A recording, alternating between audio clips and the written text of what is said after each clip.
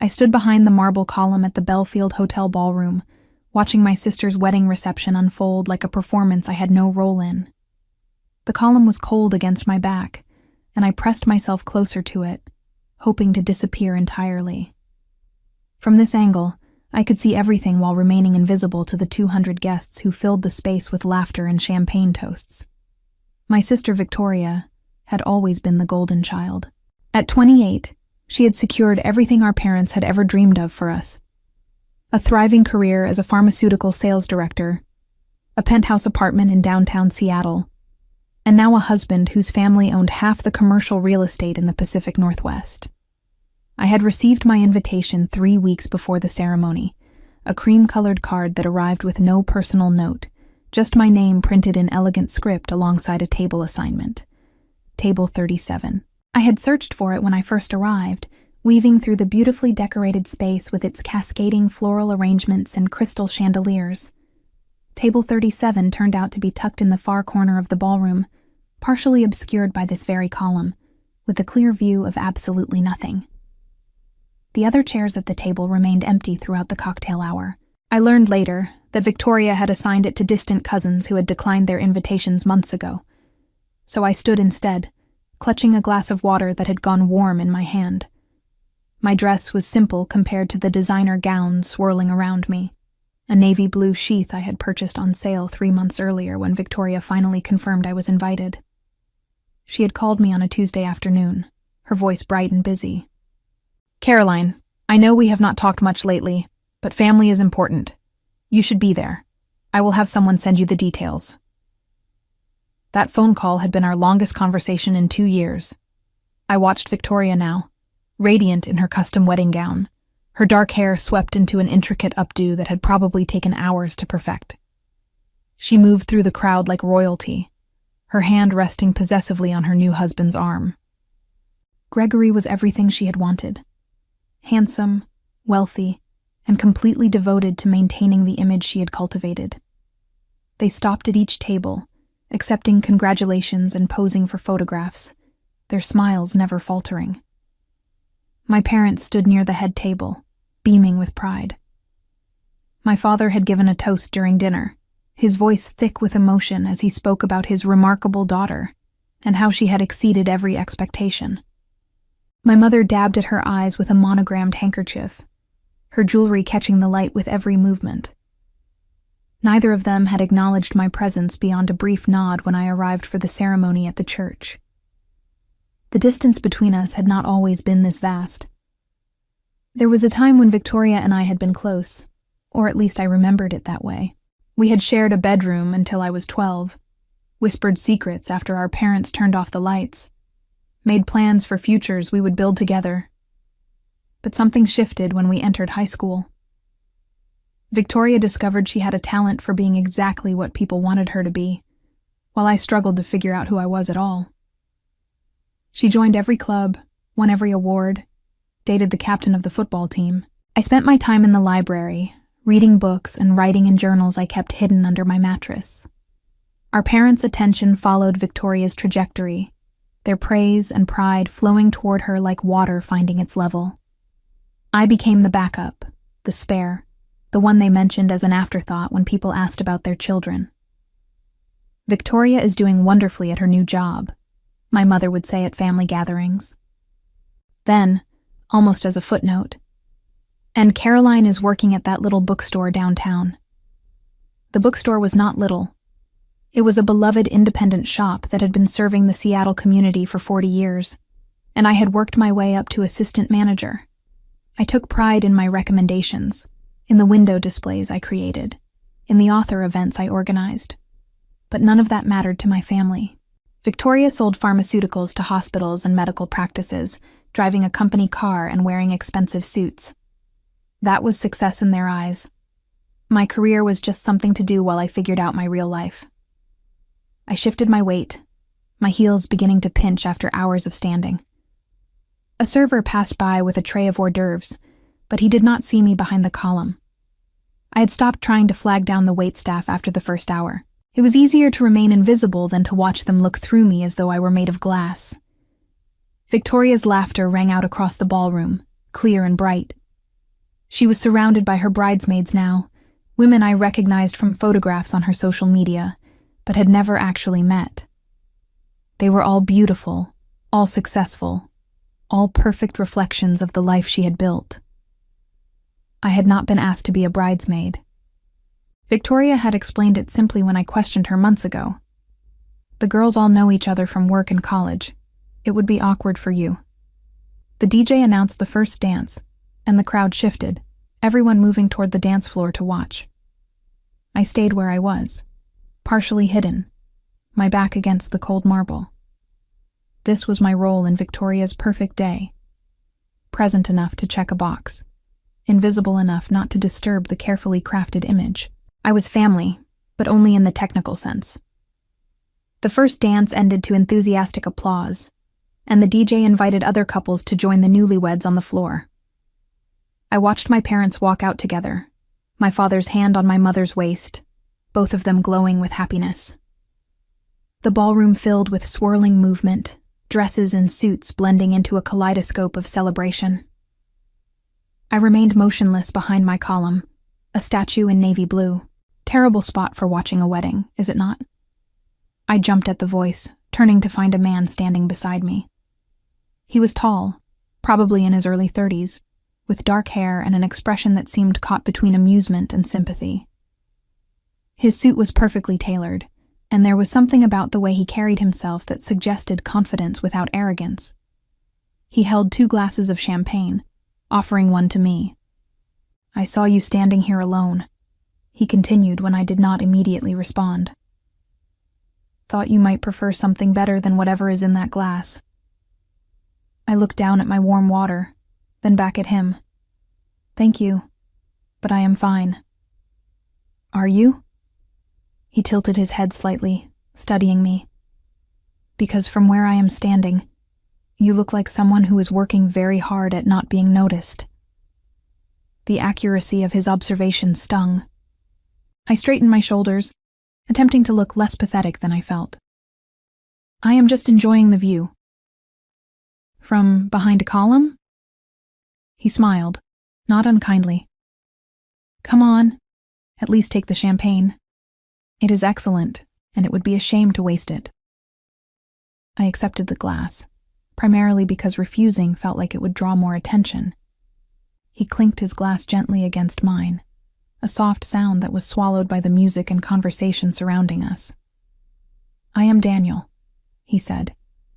"And before you ask, no, I do not usually approach random women at weddings, but I also do not usually see someone looking quite as miserable as you do while standing at what is supposed to be a celebration." "I am not miserable," I lied. "Right. You are just really fond of architectural features."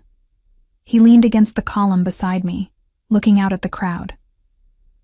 "Let me guess. Bride's side or groom's side?" "Bride's sister." His eyebrows rose slightly. "And they put you back here?" I requested a quiet spot. Another lie, but I had no intention of explaining my family dynamics to a stranger at my sister's wedding reception. Daniel did not seem convinced, but he did not push.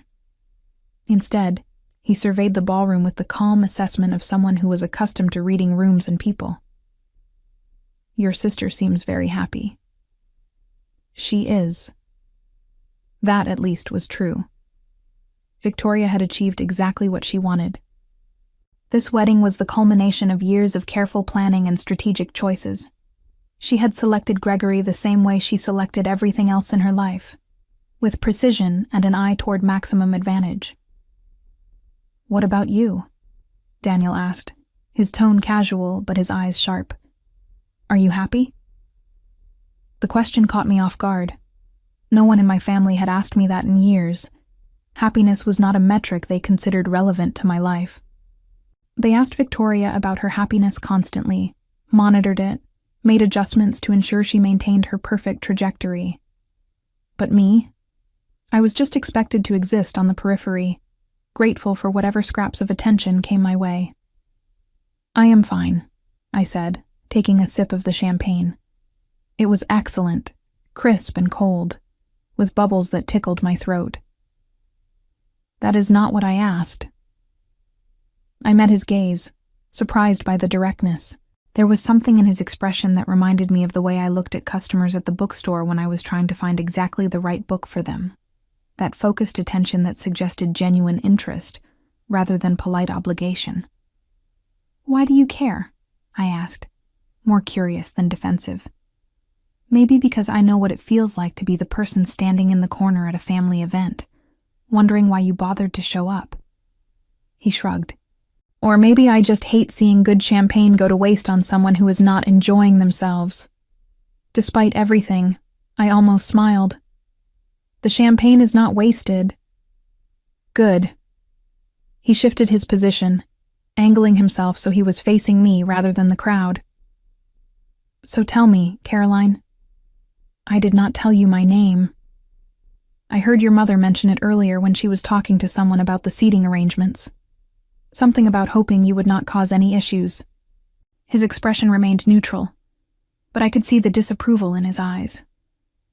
Families can be complicated. That was an understatement so massive it bordered on comedy. I took another sip of champagne, feeling the alcohol begin to warm me from the inside. Did you come to this wedding alone? I did. I know Gregory through business. Our companies work together occasionally. He paused, then added, I almost did not come, actually. These events can be tedious when you do not know many people, but now I am glad I did. Why is that? Because I met you. The words should have sounded like a line, practiced and insincere, but something in his delivery made them feel genuine. I studied him more carefully, taking in the details I had missed during my initial assessment. He wore his expensive suit with the ease of someone accustomed to formal events, but there was a warmth in his expression that suggested he did not take himself too seriously. His hands were steady on his champagne glass, no nervous fidgeting or constant checking of his phone like I had seen from so many other guests throughout the evening. You do not even know me, I pointed out. Not yet. He smiled. But the night is young, and you are clearly the most interesting person at this reception. That is not a high bar. Maybe not, but I stand by the statement. He glanced toward the dance floor, where Victoria was now dancing with Gregory's father, her smile camera-ready and bright. What do you say we make this evening more interesting? What do you mean? Daniel set his empty champagne glass on a nearby table, then held out his hand to me. Trust me, and pretend you are my guest. I stared at his outstretched hand, confusion mixing with curiosity. What are you talking about? I have an idea, Daniel said, his expression shifting to something more serious. But it requires you to trust me, which I realize is a lot to ask from someone you just met. An idea about what? About making sure you are not forgotten at your own sister's wedding. He kept his hand extended, patient. I promise I am not suggesting anything inappropriate or dangerous. Just a small intervention that might change how the rest of this evening goes. I looked past him to the dance floor, where Victoria was now being twirled by one of Gregory's groomsmen. Her laughter carried across the ballroom, and I saw my mother watching her with undisguised adoration. No one was looking in my direction. No one had looked in my direction all evening, except this stranger who had somehow found me hiding behind a marble column. Why would you do this? I asked. You do not know me. You do not know anything about my situation. Call it a character flaw. Daniel lowered his hand slightly but did not withdraw it entirely. I have trouble watching people be treated poorly, especially at events that are supposed to be about family and celebration. And I have resources that could make a difference if you are willing to let me use them. Resources? He smiled, but there was something enigmatic about it. Just trust me. What do you have to lose? The question hung in the air between us. What did I have to lose? I had already lost my family's attention, my sister's affection, any sense of belonging in this glittering celebration. I was a ghost at my own sister's wedding, present but unseen, acknowledged but not valued. Daniel was offering me something different, though I did not fully understand what. I drained the rest of my champagne, feeling the bubbles give me courage I did not normally possess. Okay. I will trust you. For tonight. I took his hand, surprised by how warm his grip was, how steady. But if this turns into something weird, I am leaving. Fair enough. He squeezed my hand gently, then led me away from the column. First things first. You need to stop hiding. We walked through the crowd together, and I was acutely aware of his hand in mine, the way people's eyes tracked our movement. Daniel navigated the ballroom with the confidence of someone who knew exactly where he was going, though he had claimed not to know many people here. He stopped at a table near the front, where several people in expensive suits were engaged in animated conversation. "Excuse me," Daniel said, his voice cutting politely through their discussion. "I need to borrow Caroline for a moment." The way he said my name, as though I were important, as though everyone should know who I was, made something in my chest tighten. The people at the table looked at me with new interest, and I saw calculation in their eyes as they tried to place me, to understand my connection to this confident man who commanded attention without apparent effort. We moved on before I could process their reactions. Daniel continued through the ballroom, stopping at several more tables, always introducing me as though I were a valued guest rather than the forgotten sister. Each time people perked up, their expressions shifting from disinterest to curiosity. I saw some of them glance toward the head table where Victoria sat, as if trying to understand the dynamics they had missed. "What are you doing?" I whispered, during a pause in his circuit. "Changing the narrative," he replied simply. "By the end of the evening, people will remember you are here. They will remember your name, and your sister will have to acknowledge you. She still will not care. Maybe not, but at least she will notice." He looked at me seriously. Sometimes that is the first step. Being seen before you can be valued. We approached another group, and Daniel launched into conversation with an ease that suggested years of practice at networking events. He drew me into the discussion naturally, asking my opinion on books when the conversation turned to literature, mentioning my work at the bookstore with a respect that made it sound important rather than frivolous. I found myself relaxing slightly, my responses becoming less stilted as the champagne and Daniel's presence combined to loosen the tight knot of anxiety in my stomach. The DJ announced that dinner would be served shortly, and people began returning to their tables. Daniel walked me back toward the corner where table 37 sat in its lonely isolation, but he did not leave me there. Instead, he pulled out one of the empty chairs and sat down across from me. "You cannot sit here," I said. "This is not your table." "I know. My table is up front near the wedding party." He settled into the chair as though he belonged there. "But I like the view better from here." "There is no view from here. That is the point." "I disagree." He looked at me directly. "I think the view is excellent." Before I could respond, a server appeared with our dinner plates. The meal was identical to what everyone else was receiving: herb-crusted salmon with roasted vegetables and wild rice. Daniel thanked the server and began eating, completely at ease in his chosen seat at table 37. I picked at my food, still processing the past 30 minutes. Daniel had appeared out of nowhere and somehow convinced me to let him parade me around the ballroom as though I mattered.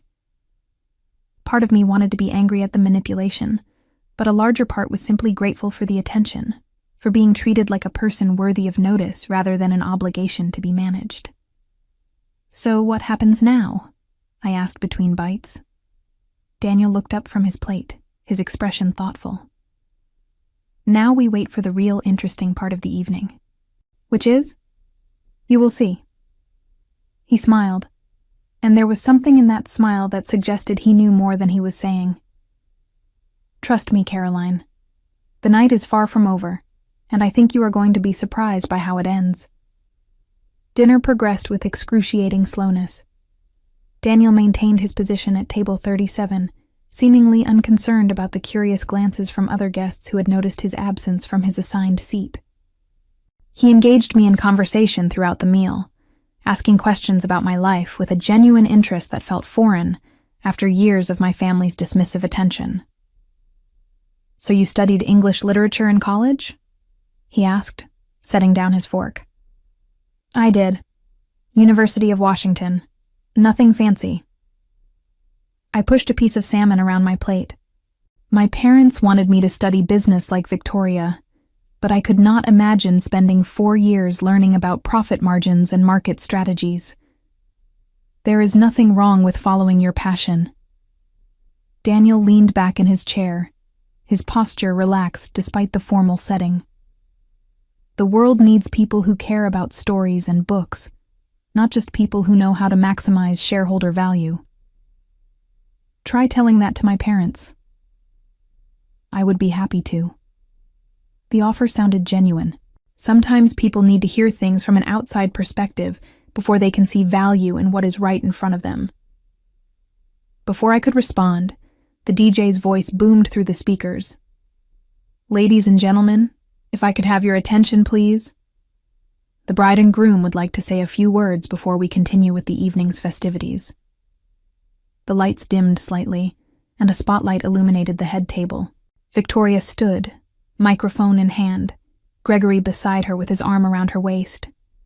She looked radiant, her smile perfect, her dress catching the light in a way that made her seem almost ethereal. This was her moment, the culmination of months of planning and preparation. "Thank you all so much for being here tonight," Victoria began, her voice steady and confident. "Gregory and I are so grateful to be surrounded by the people who matter most to us. This day has been absolutely perfect, and it is because of all of you," she went on, thanking specific people by name. Her bridesmaids, who had been so supportive during the planning process. Gregory's parents, who had welcomed her into their family with open arms. Her own parents, who had given her every opportunity to become the woman she is today. The list went on, each acknowledgement met with applause and affectionate murmurs from the crowd. I waited, some small part of me hoping she would mention me. We were sisters. She had invited me, however reluctantly. Surely she would at least acknowledge my presence. But she did not. Victoria moved smoothly from her thank yous to a humorous anecdote about how she and Gregory met, and I realized I had been foolish to expect anything different. I was not part of her narrative, not someone who mattered in the story she was telling about her perfect life. Daniel reached across the table and touched my hand briefly. "I am sorry." "For what?" I tried to keep my voice steady. I knew what to expect. "That does not make it hurt less." He was right, though I hated admitting it. I blinked back tears that I refused to let fall. Not here. Not where people might see and judge me for being too emotional or too sensitive. Victoria finished her speech to thunderous applause, and the spotlight faded as the DJ announced a short break before dancing would resume. "Caroline." Daniel's voice was low and serious. "What if I told you I could change what just happened? You cannot change the past." "No, but I can change how people remember this evening, including your sister." He stood, adjusting his suit jacket. "Do you trust me?" "You keep asking me that, because what I am about to do requires your complete trust, and I need to know you are ready." He extended his hand again, the same gesture from earlier, but weighted with new significance. "Take my hand and pretend you are my guest. No matter what happens next, just follow my lead." The intensity in his expression convinced me more than his words. I placed my hand in his and stood, my heart racing with a mixture of fear and anticipation. Daniel squeezed my fingers gently, then began walking toward the front of the ballroom, pulling me alongside him. People turned to watch us as we moved through the crowd. I saw confusion on some faces, curiosity on others. We passed by table after table until we reached the raised platform where the DJ had set up his equipment. Daniel exchanged a brief word with the DJ, who nodded and handed him the microphone. My stomach dropped. "What are you doing?" Trust me." He stepped onto the small stage area, still holding my hand, pulling me up beside him. The DJ adjusted the spotlight so it illuminated us both, and suddenly we were the center of attention. 200 pairs of eyes focused on our unexpected appearance. Daniel raised the microphone. "Good evening, everyone. I apologize for the interruption, but I realize there is someone here tonight who has not been properly acknowledged, and I think that needs to be corrected." Victoria's face, visible from the stage, showed her first crack of confusion. Gregory leaned over to whisper something to her, but she shook her head, her eyes fixed on Daniel and me. "My name is Daniel Westfield," he continued, and I felt a ripple of recognition move through the crowd at the name. "For those who do not know, I am the CEO of Westfield Properties, and Gregory and I have been doing business together for the past several months." Westfield Properties. Even I recognized that name. It was one of the largest commercial real estate development companies in the Pacific Northwest, the kind of organization that shaped skylines and influenced city planning. Daniel was not just some random guest at this wedding. He was someone important, someone whose opinion and presence carried weight. "I came to this wedding alone," Daniel said, his voice carrying clearly through the sound system. "But I was fortunate enough to meet someone this evening who has made the experience memorable. Caroline, the bride's sister, has been absolutely delightful company, and I have to say I am surprised she has been sitting in the back of the room all night when she should be celebrated as part of this family occasion." I felt my face flush as every eye in the ballroom turned to study me with new interest. My parents looked shocked, my mother's hand pressed against her chest. Victoria's expression had shifted from confusion to something that looked suspiciously like panic. Daniel turned to face me, still holding my hand. "Caroline has been telling me about her work at Pemberton Books. Did you all know she manages one of Seattle's most beloved independent bookstores? She is the reason the store has become such an important community gathering space, organizing author events and literary discussions that bring people together." He was making my job sound far more impressive than it was, but the crowd was listening, nodding along as though they had always known this information about me. "I mention this," Daniel continued, "because I am currently developing a new mixed-use property in downtown Seattle, and I have been looking for the right partner to help create a community-focused retail space. After talking with Caroline tonight, I think she would be perfect for consulting on the project." My mouth fell open. This was not just attention. This was opportunity, offered publicly in a way that would be impossible for my family to dismiss or minimize. Daniel continued speaking, his voice confident and warm. "In fact, I would like to formally invite Caroline to join me for a lunch meeting next week to discuss how we might work together.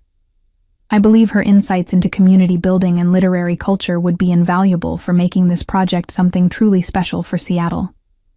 He handed the microphone back to the DJ, then turned to face me fully, both of his hands now holding mine.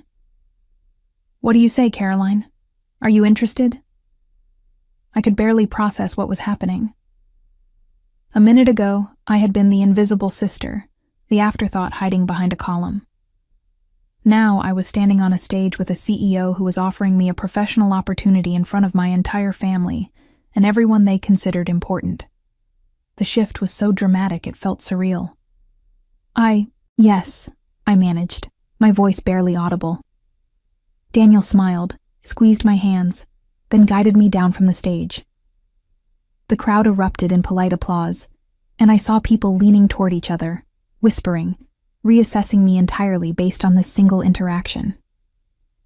I had gone from nobody to somebody in less than 5 minutes, and all because Daniel had decided to shine his spotlight on me. We walked back through the ballroom, but this time people stopped us. Victoria's bridesmaids wanted to introduce themselves properly. Gregory's business associates asked for my contact information. Even some of my parents' friends, people who had watched me grow up but never paid me much attention, suddenly wanted to chat about the bookstore and offer their congratulations on this exciting opportunity. I played along, shaking hands and exchanging pleasantries, though my mind was racing. Daniel stayed by my side throughout, his presence lending me credibility I had never possessed on my own. When we finally made it back to table 37, I turned to him, questions tumbling over each other in my head. "Is this real?" I asked quietly, aware that people were still watching us. "The consulting opportunity, I mean. It is completely real." Daniel pulled out my chair for me, waiting until I sat before taking his own seat. "I genuinely am developing a new property, and I genuinely believe your perspective would be valuable. I was not lying about anything I said up there. But you made it sound like I am some kind of expert. You are. You just do not see it because your family has spent years convincing you that your work does not matter." He leaned forward, his expression serious. "Caroline, you have been managing a successful independent bookstore in an era when most of them are closing. You create events that bring communities together. You understand how physical spaces can foster connection and culture. Those are exactly the skills I need for this project. So this was not just about making my sister uncomfortable. Making your sister uncomfortable was a bonus." He smiled, but there was steel underneath it. "The real goal was making sure you were seen and valued, which you deserved from the moment you walked into this reception." Movement near the head table caught my attention. Victoria was standing, her expression tight, speaking urgently to Gregory. She kept glancing in our direction, and I could see the calculation in her eyes. She was trying to figure out how to manage this unexpected development, how to reassert control over a narrative that had suddenly shifted away from her. My father was making his way toward us, weaving between tables with purpose. His face was a mask of forced pleasantness, but I recognized the tension in his shoulders. He stopped at our table, nodding at Daniel with exaggerated politeness. "Daniel, is it? That was quite an unexpected speech." His eyes flicked to me briefly before returning to Daniel. "Caroline, we need to talk." "About what?" I kept my voice level. "About what just happened." He gestured toward the stage. "This is Victoria's wedding, and I think you should have checked with her before accepting such a public proposal. It is a bit inappropriate to draw attention away from the bride on her special day." There it was. The familiar pattern of my family's behavior, wrapped in reasonable-sounding language. I was being blamed for disrupting Victoria's moment, even though I had done nothing but stand next to Daniel while he spoke. The attention he had given me was somehow my fault, my responsibility to manage so as not to overshadow my sister. Daniel stood, his posture shifting subtly. "With all due respect, sir, I was the one who chose to speak. Caroline did not ask for attention. She was simply being gracious enough to accept a legitimate business proposition. Still, this is a family event, and these things should be handled privately." My father's smile was strained. "I am sure you understand." "What I understand is that your daughter spent this entire evening sitting alone in a corner while everyone else celebrated, including her own family." Daniel's voice remained polite, but there was an edge to it now. "I offered her the professional respect she deserved. If that makes people uncomfortable, perhaps you should examine why acknowledging Caroline's value feels like a threat to Victoria's happiness." The silence that followed was thick enough to cut. My father's face reddened, and I saw several nearby guests turning to watch this confrontation unfold. This was not how these events were supposed to go. At family weddings, everyone maintained appearances, swallowed their grievances, pretended everything was perfect. Daniel was breaking those unspoken rules, and my father clearly had no idea how to respond. "Perhaps we should discuss this another time," my father said finally, his tone clipped. He looked at me, and there was something in his expression I could not quite read. Anger, certainly, but also maybe a hint of uncertainty. "Caroline, we will talk later." He walked away, and I released a breath I had not realized I was holding. Daniel sat back down, reaching across the table to touch my hand again. Are you okay?" "I think so." My hands were shaking slightly. That was not how I expected this evening to go. "Are you regretting it?" I thought about the question carefully. Part of me wanted to say yes, wanted to retreat back to my safe invisibility, where I did not make waves or cause problems. But another part of me, a part I had kept buried for years, was thrilled by what had just happened. Daniel had forced my family to see me, to acknowledge that I had value beyond just being Victoria's less successful sister. "No," I said finally. "I do not regret it." "Good." Daniel smiled. "Because the evening is not over yet." "What do you mean?" Before he could answer, the DJ announced that the bride would be throwing her bouquet, inviting all unmarried women to gather near the dance floor. I watched Victoria take her position, bouquet in hand, a practiced smile on her face. Her bridesmaids assembled with the other single women, laughing and jostling each other playfully. "You should join them," Daniel said. "I do not think so." "Why not? You are unmarried. You are eligible. And I think it would make an interesting statement." He stood, pulling me to my feet. "Come on, let us see how this plays out." "Daniel, I really do not want to." But he was already guiding me toward the group, and I found myself swept along by his momentum and the champagne and the surreal nature of the entire evening. I stood at the edge of the group of women gathered for the bouquet toss, feeling conspicuously out of place. Victoria's bridesmaids dominated the front row, their designer dresses and perfect hair making them look like they had stepped out of a magazine spread. I hung back, not wanting to participate, but also not wanting to appear rude by walking away. Victoria climbed onto a small platform the staff had set up, her bouquet held high. She surveyed the assembled women with an expression I knew well, that look of calculated assessment she used when evaluating situations for maximum advantage. Her eyes landed on me, and something flickered across her face. Surprise, maybe, or irritation that I had dared to join the group. "Are we ready?" Victoria called out, her voice bright and performative. The crowd cheered encouragement. She turned her back to us, counting down from 3. On 1, she tossed the bouquet over her shoulder in a high arc. I watched it tumble through the air, ribbons trailing, white roses and greenery spinning in the light. It seemed to move in slow motion, and I tracked its path with detached interest. It was heading toward the front row, where the bridesmaids were positioned with their arms raised, ready to catch.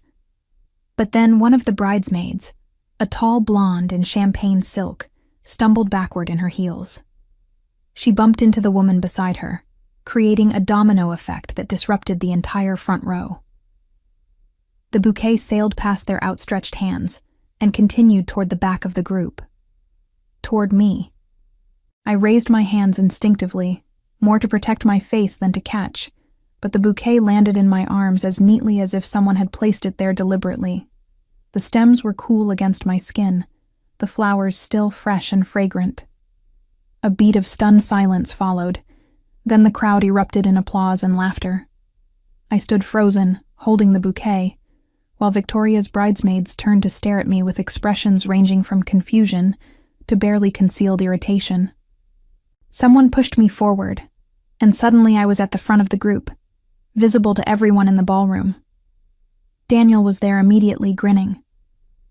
"Well, that is interesting timing." Victoria's smile had gone rigid. She climbed down from the platform and approached me, her movements measured and controlled. Up close, I could see the strain around her eyes, the tightness in her jaw that suggested she was working hard to maintain her composure. "Caroline," she said, her voice pitched just loud enough for nearby guests to hear. "What a surprise. Just lucky, I guess." I held up the bouquet, unsure what else to do with it. "Yes, lucky." Victoria's gaze flicked to Daniel, then back to me. "We should talk, privately." "Now?" I glanced around at the crowd still watching us. "Is that appropriate?" This is your reception. The subtle jab landed.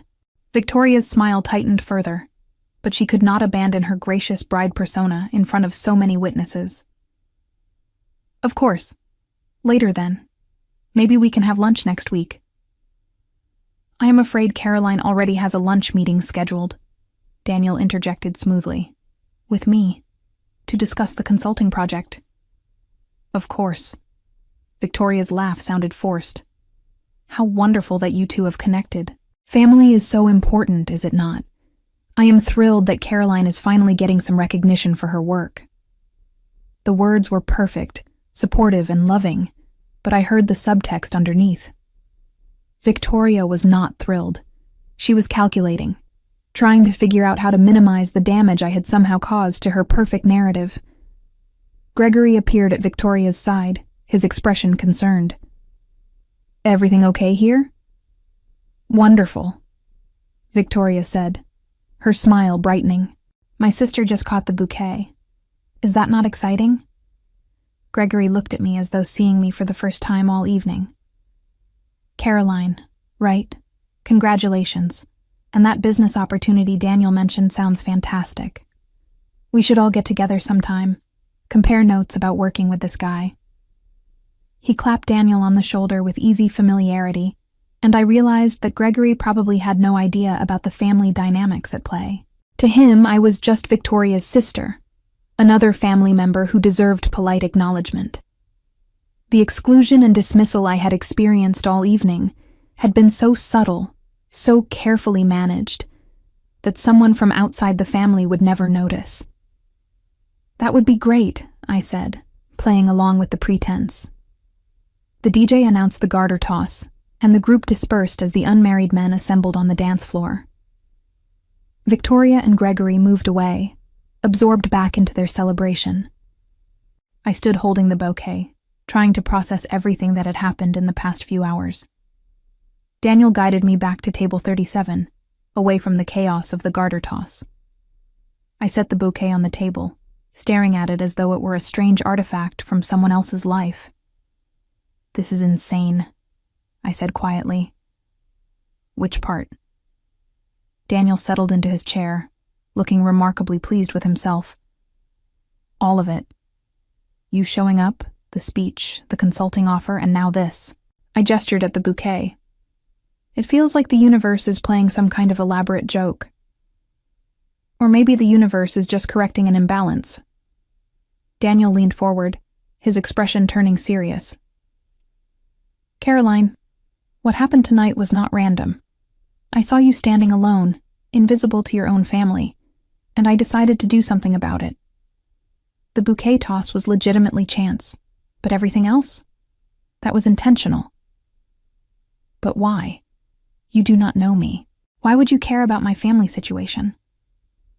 Daniel was quiet for a moment, studying me with an intensity that made me uncomfortable. Because about 5 years ago, I was at a similar family event. My older brother's wedding, actually. I had just started my company, taking a huge risk by leaving the family business to strike out on my own. My father spent the entire evening telling everyone how disappointed he was in my choices, how I was throwing away my future for some foolish entrepreneurial fantasy. He paused, his jaw tightening at the memory. I spent most of that wedding in a corner, avoiding my family, feeling like a failure. And not one person came to talk to me. Not one person suggested that maybe my father was wrong, that maybe I had value independent of his approval. I vowed that if I ever saw someone in a similar situation, I would do something about it. So this is about your brother's wedding? This is about recognizing when someone deserves better than what they are getting. He smiled, but there was sadness in it. Your family has convinced you that you do not matter, Caroline, but they are wrong. And I wanted to make sure you knew that, even if it disrupted their perfect celebration. The music swelled as the garter toss concluded, and guests began returning to the dance floor. Victoria and Gregory were in the center of it all, dancing again, their moment of concern about me apparently forgotten. My parents had rejoined their friends, no doubt already crafting a narrative about how my unexpected prominence tonight was somehow part of their plan all along. What happens now? I asked Daniel. Now you have choices. He stood, offering his hand once more.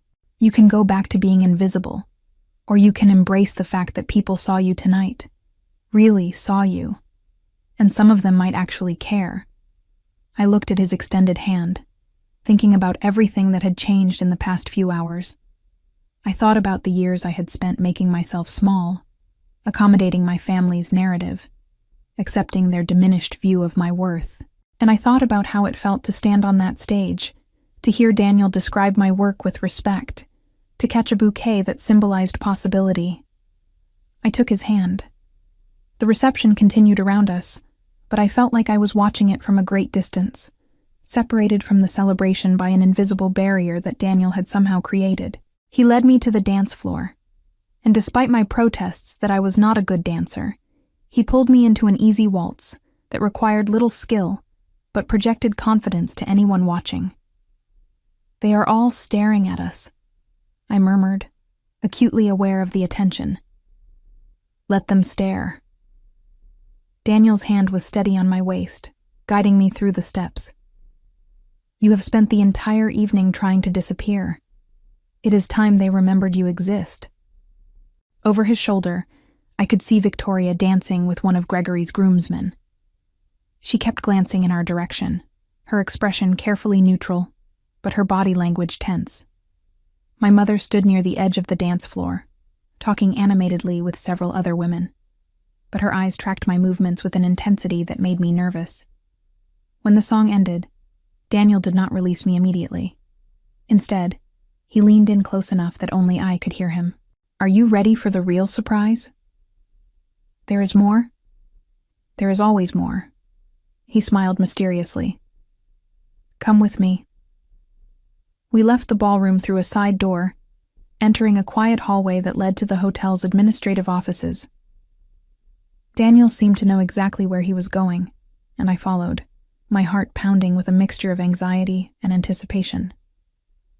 He stopped at a door marked private and knocked twice. The door opened to reveal a small conference room that had been converted into a temporary office space. Inside, a woman in an elegant pantsuit sat at a table covered with papers and a laptop. She looked up as we entered, her expression professional but warm. Caroline, this is Jennifer, my executive assistant. Daniel gestured between us. Jennifer has been helping me with something special tonight.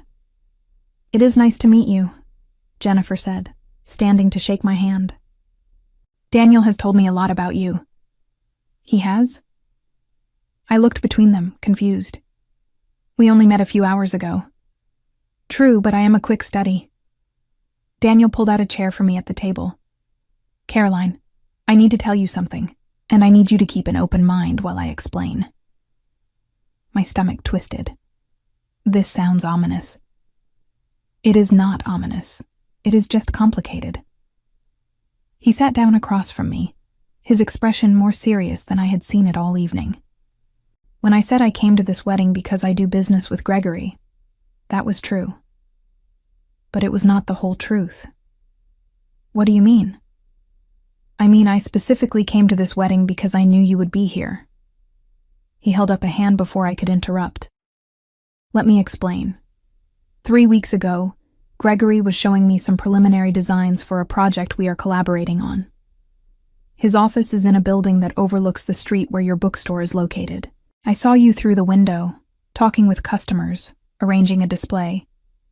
You looked genuinely happy, engaged with what you were doing. He paused, gathering his thoughts. I asked Gregory about the bookstore, and he mentioned it was owned by someone he was connected to through his wife. That started a conversation about Victoria and their upcoming wedding, and he mentioned in passing that her sister worked there. He said it so dismissively, like it was barely worth noting, that it stuck with me. So you came to the wedding to meet me? The idea seemed absurd. I came to the wedding to see if my instinct was correct. Daniel leaned forward. I have built my career on reading situations, understanding dynamics that others miss. Something about the way Gregory talked about you, about Victoria's family in general, suggested there was more to the story. When I saw you hiding behind that column, completely invisible to everyone including your own parents, I knew I was right. Jennifer cleared her throat gently. Daniel asked me to do some research about your sister's business dealings, your parents' investments, the family dynamics. What I found was interesting. She turned the laptop to face me, showing a detailed spreadsheet with numbers and dates that meant nothing to me at first glance.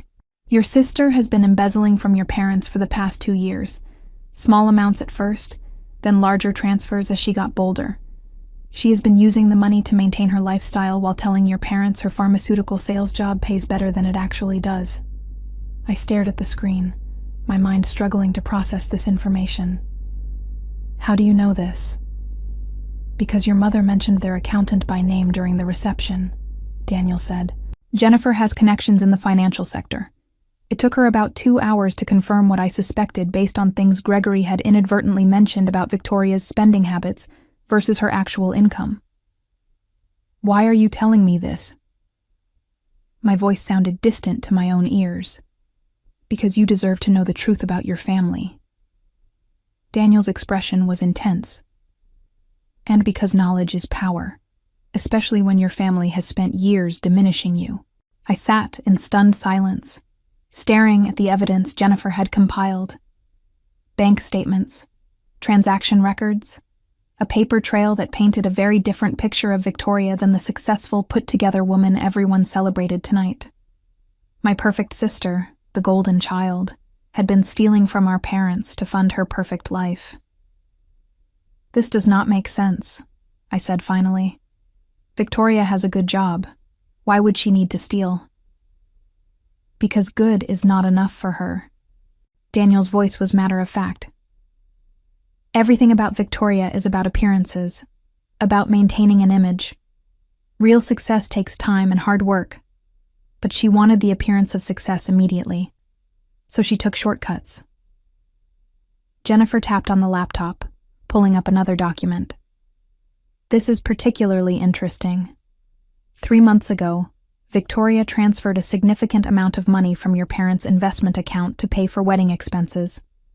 She told your parents the money was a loan from Gregory's family, when in fact she just stole it. My parents do not know.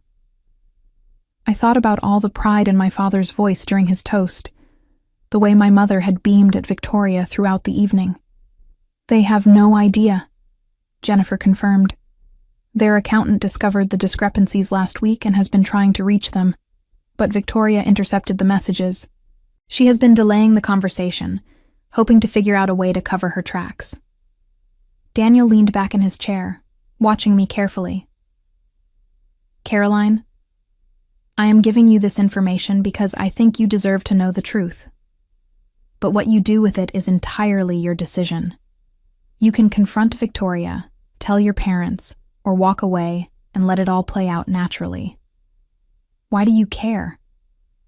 The question burst out of me, sharper than I intended.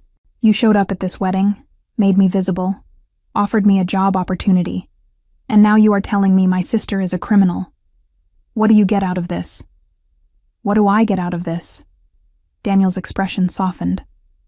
I get to watch someone who has been pushed down their entire life finally have the tools to stand up. I get to disrupt a system that rewards the wrong people for the wrong reasons. And honestly, I get satisfaction from knowing I made a difference. That sounds too altruistic to be real. Maybe it is. He shrugged. Or maybe I just really hate watching good people be treated poorly by their families. My therapist would probably say I have unresolved issues with my own father that I am projecting onto your situation. Either way, the information is real, and the choice is yours.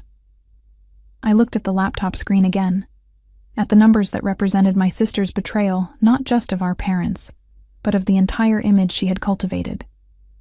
Victoria had built her perfect life on a foundation of lies and theft, and everyone had believed her because she was so good at performing success. What would you do? I asked Daniel. If you were me? I would make sure Victoria understood that she is not as clever as she thinks she is. His eyes held a hint of steel. but I would do it in a way that gave your parents the dignity of discovering the truth themselves, rather than learning it through a public confrontation. Jennifer pulled out a folder from her bag and slid it across the table to me. Everything you need is in here. Copies of the transaction records, the accountant's contact information, and a timeline of when each theft occurred. If you choose to use it, give it to your parents after the honeymoon. Let them have their moment of happiness before their world falls apart. I took the folder, feeling its weight in my hands. This was more than just information. This was ammunition. A weapon I could use to destroy Victoria's carefully constructed life. The same sister who had excluded me from her wedding party, seated me behind a column, never once acknowledged my existence all evening, now had her entire future in my hands. I need to think about this, I said, standing up. The folder felt like it was burning through my skin. Of course. Daniel stood as well. Take all the time you need. The information will be just as valid tomorrow as it is tonight. We returned to the ballroom, where the reception was winding down. Many guests had already left, and the remaining people clustered in small groups, finishing their drinks and saying goodbyes. Victoria and Gregory were by the exit, thanking people as they departed, still playing their role as the perfect couple. Daniel walked me to the coat check, where I retrieved my jacket and the bridesmaid gift bag that Victoria had left for all the women in the family. Inside was a silk scarf, probably expensive, certainly impersonal. I held it in one hand and the folder Jennifer had given me in the other, weighing them against each other like competing versions of my future. You do not have to decide tonight, Daniel said quietly. But you do have to decide who you want to be going forward. The person who stays invisible to keep the peace, or the person who demands to be seen. Those are not the only two options. True, but in my experience, they are the two most common. He handed me a business card with his personal cell phone number written on the back. Call me when you are ready to talk about the consulting project, or when you just need to talk, period. Either way, I meant what I said earlier. This connection is real. I slipped the card into my jacket pocket along with the folder, then looked back at Victoria one last time. She caught my gaze across the ballroom and smiled, a brittle expression that did not reach her eyes. She knew something had changed tonight, but not the full extent of it. Not yet. I did not call my parents immediately. I did not confront Victoria the next morning, or create a scene that would give her ammunition to paint me as bitter or jealous. Instead, I waited. I went to work at the bookstore, organized inventory, helped customers find the perfect books, and thought about what kind of person I wanted to be when I finally wielded the power I now possessed. 3 days after the wedding, I met with Daniel at his downtown office. The space was modern and impressive, floor-to-ceiling windows offering views of Elliott Bay and the surrounding city. He greeted me warmly, introducing me to several members of his development team, and walking me through the preliminary designs for the mixed-use property he had mentioned at the reception. The project was real. Everything he had said about wanting my input was genuine. We spent 2 hours discussing how to create retail spaces that fostered community connection, how to integrate literary and artistic elements into commercial design. Daniel listened to my ideas with the same attention he had given me at the wedding, making notes and asking thoughtful questions. This could actually work, I said, studying the architectural renderings spread across the conference table. If you are serious about prioritizing community over pure profit maximization. I am always serious about my projects, Daniel replied. And I think you would be an excellent addition to the consulting team. The offer stands, if you want it. I accepted, not because Daniel had given me ammunition against my sister, but because the opportunity was legitimate, and I was tired of letting fear hold me back from pursuing what I actually wanted. I signed a consulting agreement that afternoon, with a generous fee that would allow me to reduce my hours at the bookstore and focus on developing this new aspect of my career. 2 weeks later, I invited my parents to lunch at a quiet restaurant near their home. They seemed surprised by the invitation, my mother particularly confused about why I wanted to meet without Victoria present. I let them order, made small talk about the wedding and their recent activities, and then placed Jennifer's folder on the table between us. "What is this?" My father picked it up, frowning. "Information about Victoria's financial activities over the past 2 years. I kept my voice calm and factual. "I think you should review it carefully, and then contact your accountant." I watched the color drain from my mother's face as she leaned over to read the first page. My father's expression shifted from confusion to disbelief to a slow burning anger that made his hands tremble. They did not speak for several long minutes, just turned pages and read transaction records that documented their daughter's systematic theft. "Where did you get this?" My father's voice was barely controlled. "Does it matter?" I met his gaze steadily. "Is any of it untrue?" He could not answer that, because the documents spoke for themselves.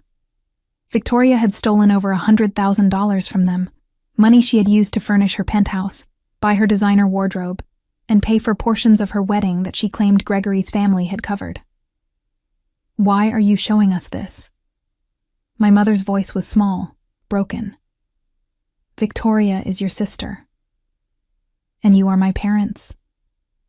I leaned forward, but both of those relationships have been one-sided for years. Victoria has treated you like an ATM while treating me like an embarrassment. I thought you deserved to know the truth before you continued funding her lifestyle. "We need to talk to her," my father said, already reaching for his phone. "You do." I stood, preparing to leave. "But I would recommend having your accountant present when you do. Victoria is very good at explaining things away, and you will want documentation to counter her stories." I left them at the restaurant, both of them still staring at the folder like it contained some kind of impossible revelation.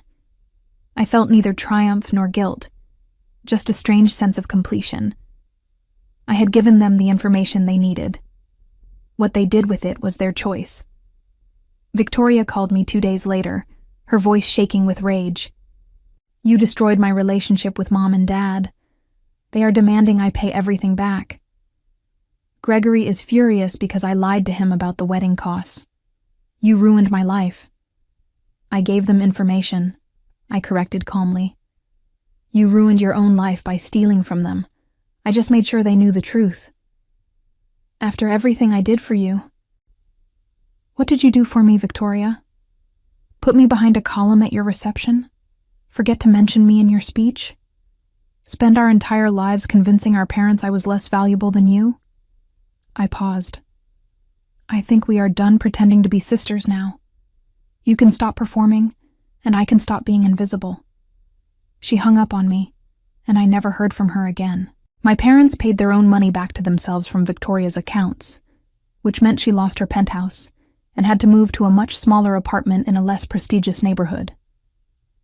Gregory filed for an annulment 6 months later, citing fraud in the inducement, when he learned the extent of Victoria's deception. She lost her job when the company discovered she had been inflating her sales numbers the same way she inflated everything else in her life. Without the stolen money to prop up her image, Victoria's carefully constructed world collapsed completely. My parents cut off all financial support and refused to speak to her, the disappointment and betrayal too deep for easy forgiveness. Meanwhile, I thrived. The consulting project with Daniel opened doors I had never imagined walking through. I became known in Seattle's development community as someone who understood how to create spaces that served communities rather than just extracting profit from them. My work at the bookstore evolved into something bigger, and within a year I was offered a position directing cultural programming for an entire district of the city. Daniel and I remained close, though our relationship never became romantic. He had been right that night at the wedding. Sometimes what people need most is just to be seen, truly seen, by someone who recognizes their value. Looking back on that evening when I stood behind a marble column, invisible and forgotten, I understood that Daniel had not rescued me. He had simply held up a mirror that forced everyone else to see what had been there all along. The revenge I took on Victoria was not about destroying her. It was about refusing to remain invisible while she built her empire on lies. Sometimes the greatest revenge is simply insisting on being valued for exactly who you are, and walking away from anyone who suggests you deserve less.